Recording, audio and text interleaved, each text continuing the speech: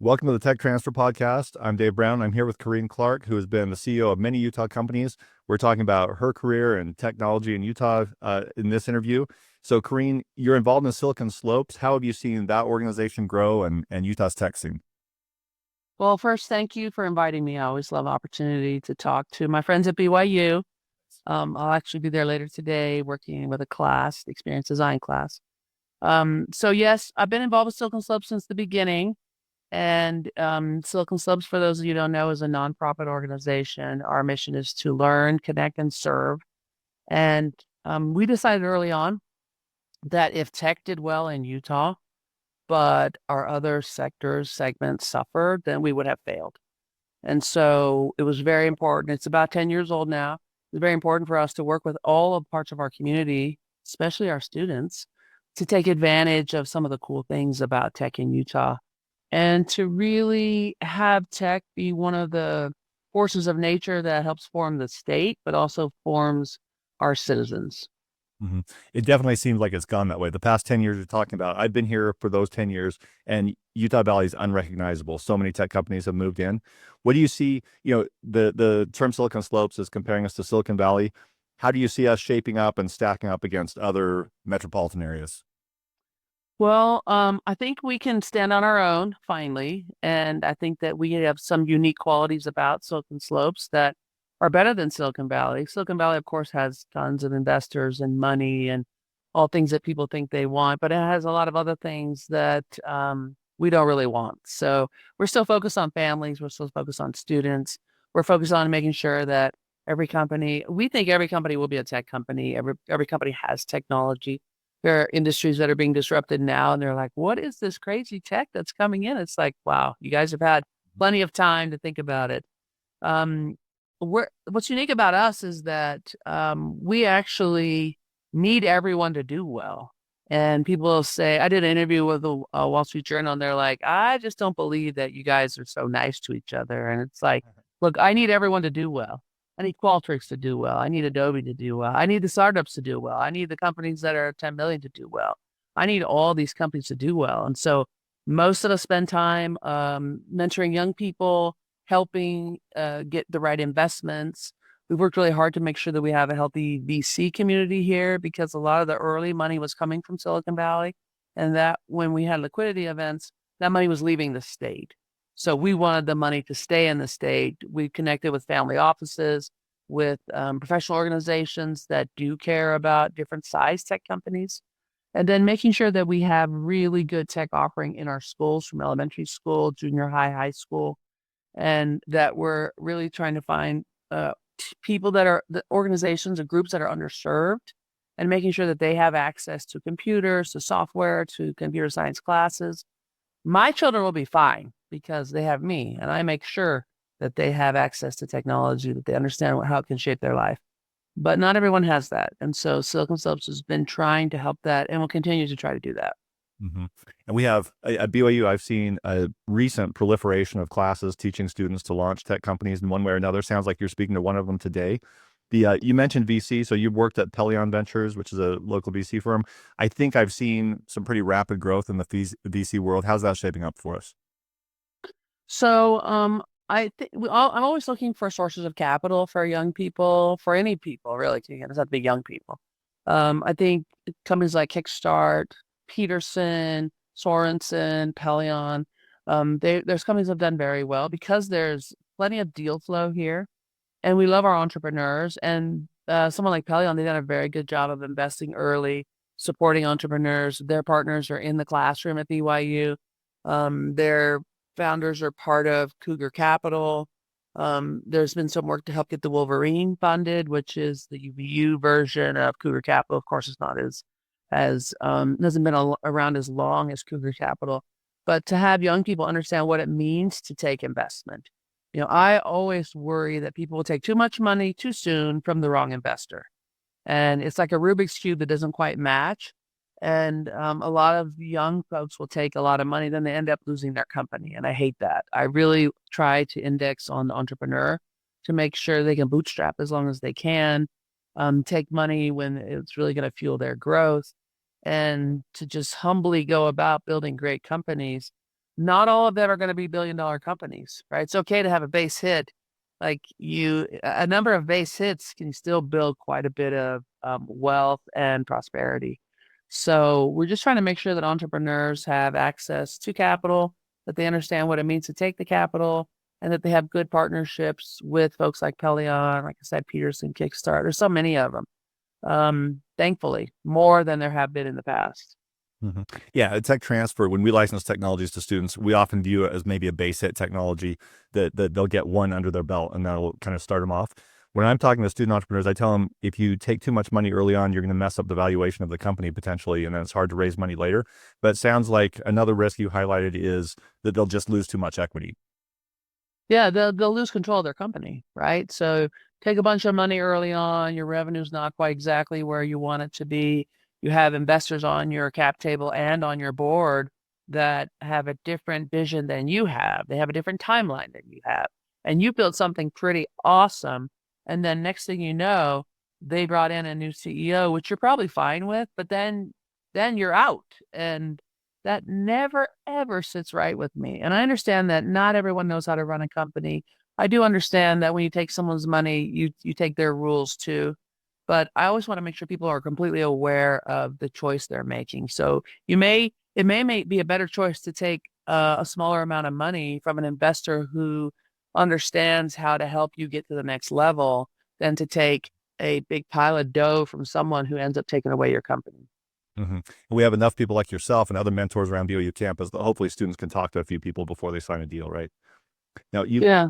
and Carine, you've been the CEO of several companies. I know Allegiance, Merit CX, Banyan. I think Lumio, you were chief information officer. I think there's at least one more major company that I'm missing there. And so you've worked on building teams internally. What are some of your tips or things you've learned along the way about building a team? So you're right. I have done this quite a few times. And Oh, and First Colony Mortgage right now, I should say. Okay. yeah, First Colony, which I love this new gig. So what you're gonna find out about me is that I am a cancer survivor and I do what I want to do. So, and I know how to build things. I understand the value delivery chain to the customer, and I can explain that later if you want.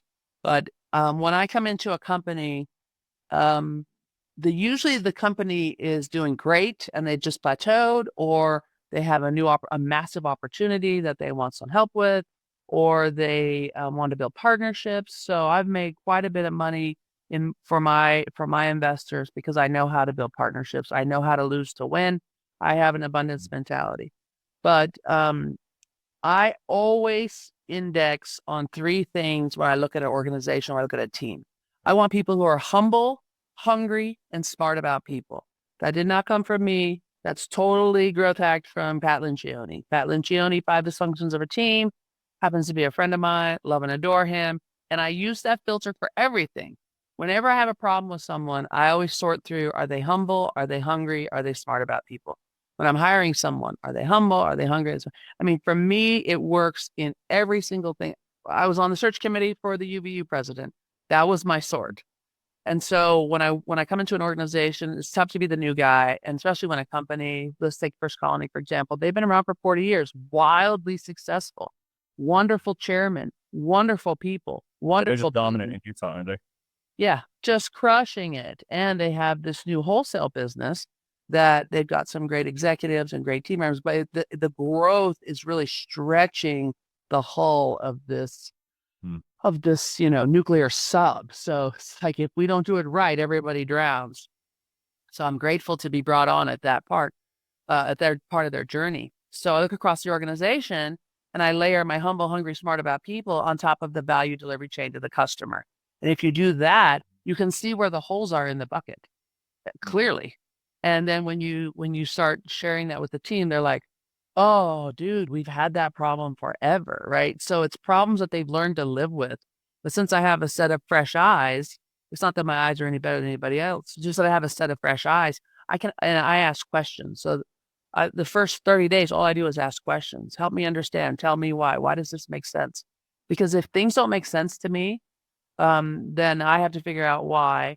But I'm also focused on how do I take the friction out of the organization. And 100% people want the friction out. They just have lived with it for a long time. So What's an example of friction? What's something you would see? when I joined the company, I'll use First Colony, and I love First Colony. So they said, "Hey, when are you going to do your drug test?" And I was like, "Whoa, wait, what? Uh, I've never done a drug test in my life. I don't even drink caffeine. Like, I got to be the most boring human ever born on the planet." Yeah. And they said, "Yeah, we have all our employees do drug tests." So I was like, "Why?" And the answers were different, right? We're a highly regulated business because we're the fastest growing mortgage bank in the United States. And so they're, well, because Fannie Mae and Freddie Mac, they make us do this. So I'm like, why? So I started asking questions. Well, it turns out they don't make us do that. Turns out it's not a requirement.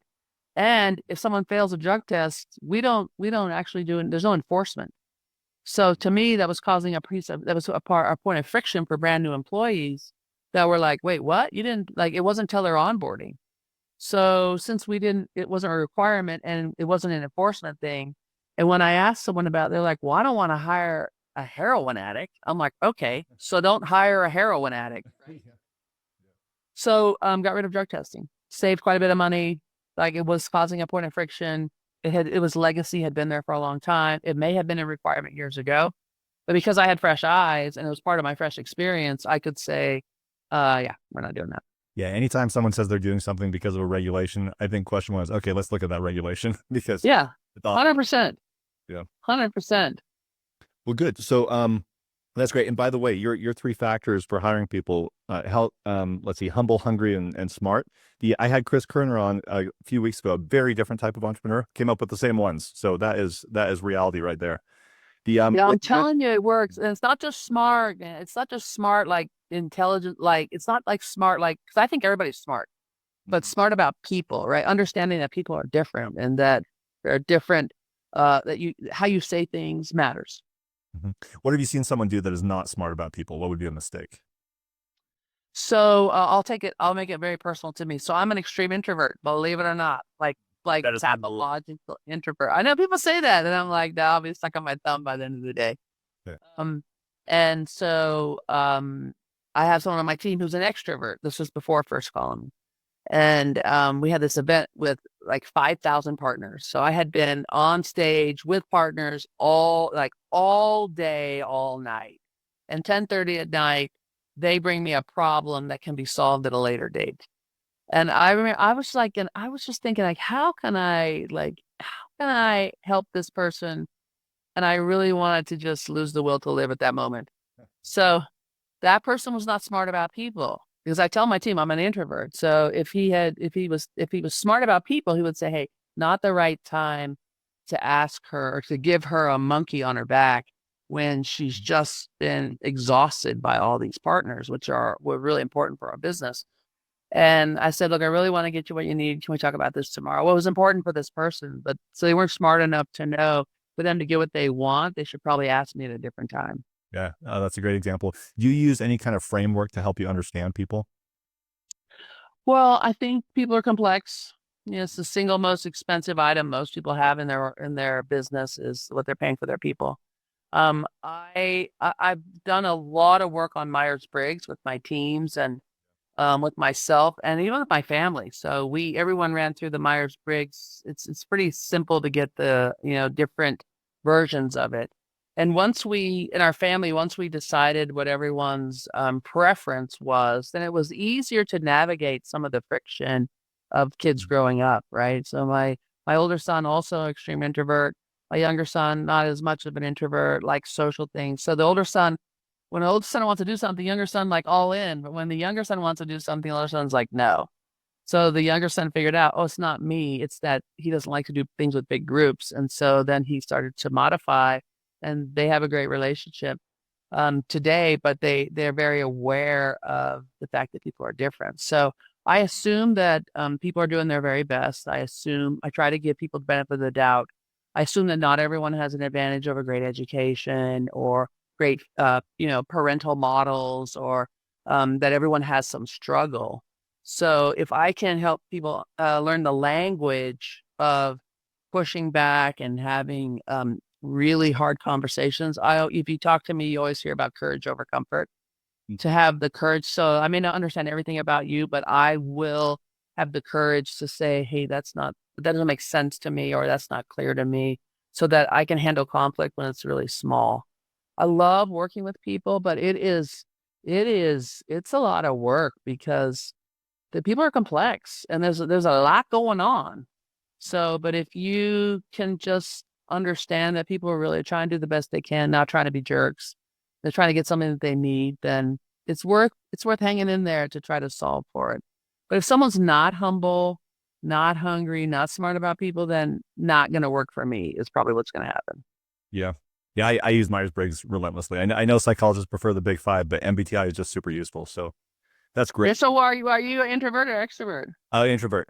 So I'll go on record. I test as INTJ. You've got to be, if you're comfortable saying you're either ISTJ or INTJ, right?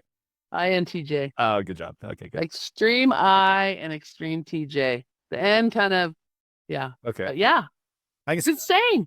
Yeah, look at that. Look at that. It's not accidental. We're having this conversation. So you had mentioned also the value delivery chain to the customer. How do you describe that? Yeah, I've been in consumer and customer experience for so long in my career because I value a great customer experience, and it's so rare. It makes me crazy. So I'm a customer of AT&T for 30 plus years. They know everything about me. They know everything about me. They know where I'm at because I have my phone. Like my phone is like it could just be a mirror of me. And yet when I go into the store, it's like a horrible experience. Like they know that I only come in there to get a new phone. Like they know this, but they have so many customers, they don't care. So when I look at the value delivery chain to the customer, it's like if you have a business, staple yourself to the order, staple yourself to the bill, and see what happens where the customer goes. So I look at from the time that a customer raises their hand. So for First Colony, the time that they say, I need a mortgage, what is that experience like? And can we make it smoother for the customer? Can we take out friction? We have let's say we have 20 or 30 steps. Like the customer doesn't care about that. The customer wants to buy a house, period. So we got to make it really easy for them to upload their documents. Got to make it really easy for them to understand the complexities of mortgage because mortgage is complex. Someone wants to do a refi. Well, you have to make it very easy for people to give us their money. So in my regular life, like I trying to remove friction out of my life. So I drive a Tesla because my car just knows me. It knows where to go. I don't want to have to get any gas. I have solar on my house so I can just charge my batteries and then charge my car. Like so much friction taken out of my life. But there's so much friction introduced to my life by if I buy something and it doesn't work. Like everything is hard, and companies that understand the value delivery chain to the customer will make it easier for the customer to give them their money and to stay valuable. I am hopelessly devoted to USAA. I've been a customer for more than 40 years of USAA, car insurance, house insurance, all insurance, because they make it so easy for me to be a good mom, a good executive, a good wife. Like they take all the friction out of it. And they do that with people and with systems. But they have figured out the value delivery chain to the customer. If I have an accident, or for example, there was a big hailstorm in Utah County, Right. they called me. Hey, we're sending out someone to see if there's any hail damage. I'm like, there's no hail damage. And they're like, you don't need to worry about it. We're just going to go around. And if there is, we'll send you a check for it. Right. That's understanding the value delivery chain to the customer. That's really smart. And it's a hard thing to do here at Tech Transfer. I have been looking at it the same way. Like learning about technology and deciding whether to license it is hard. And there's so many steps, 30 plus steps. And so we're trying to iron that out and make it simpler, but it is a hard thing to do. Any tips for doing that? So I always believe that because in the base of my brain, I'm a design person. So if I look at the value delivery chain of the customer, I can see where there's points of failure. I can see where there's handoffs. When I was at Lumio, I was a chief innovation officer while I was there, and there were too many handoffs for the customer. Solar is complex, so we were able to take these multiple handoffs and get it down to just a few handoffs, and it saved us quite a bit of money, right? So you have to start with what you have today. What do I have today? And then what is an ideal state? And then what are the steps to get there? And then does it save me money, time, and friction? Usually, yes, 100% of the time. And I think, especially with what you're doing, super complex, right? So, and I understand complexity. I just want to look for straight lines. I want to worry about the next step. And then I always want to be sitting in the customer's seat. So we call that contextual inquiry, where I'm sitting in the customer's seat, watching him use the product, watching him go through the process. When you sit on that side as you're a product guy, you're like, oh my gosh, I didn't build it to do that. I didn't know that they cut that out. I didn't. You really don't know until you sit in the customer's seat as the customer. And I'm always so surprised. So when I was at Symantec, I had a product manager who built a product that didn't work. And it was like all kinds of problems. And I'm like, at the end of it, I'm like, did you ever install this on your mom's computer? He's like, Yeah, why'd I do that? I'm like, because in my world, if my mother can install it, we built a good product. got it. Yep. Oh, that's great.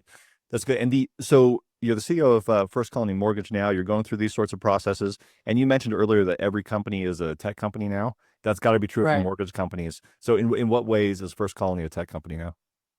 So if you think about the volume of the business, so we have a retail business and a wholesale business. The wholesale business is buying mortgages from mortgage brokers across the nation. And they've been at it for maybe 6 months, this wholesale business. And in the month of October, they'll do 220 plus million just in the months of October, just for wholesale. So any startup, if you were doing 220 million in like month 6 of your business, you'd be like, we're winning something, right? Yeah. The only way to keep up with that pace, because I do believe that pace will be 1 billion a month and not that far off. You have to have a technology platform to be able to process and move. Because when a broker sends us their deals, we do all the underwriting, we do all of the hard work for it. The only way to be able to scale a business like that is with technology. So think about the privacy issues, think about the volume of information on a mortgage. My IT guy told me last week that every mortgage application has 40,000 pieces of information. I'm like, that can't be possible. That cannot be possible. Yeah. And everybody's like, yeah, it is possible. So if you think about mortgage companies, they have all the information of you, everything about you and your money and your children and your, like your parent, like everything about you sits with one person. So we need to be able to protect it. We need to be able to be secure. We need to make sure that we're following the regulations. We have a lot of different products that we offer. The only way you're going to be on the top of the pile is to have technology. And this industry is ripe for disruption because there are very low barriers of entry to be in a mortgage business. You have to get your license, but you don't go to college for it.